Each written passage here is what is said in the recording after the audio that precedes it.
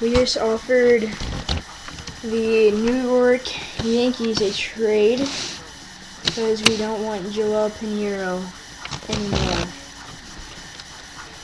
We are sending the Yankees Joel Pineiro and receiving Dellin, Betances, something, and Slade Heathcott. Betances is a potential prospect, and Heathcott is a B potential center fielder, and Betances is a starting pitcher.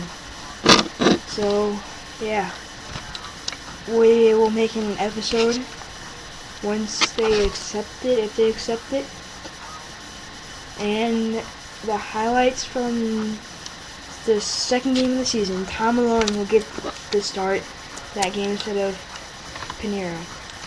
Alright, see you later. Comment for any tips or anything like that, and subscribe. Alright.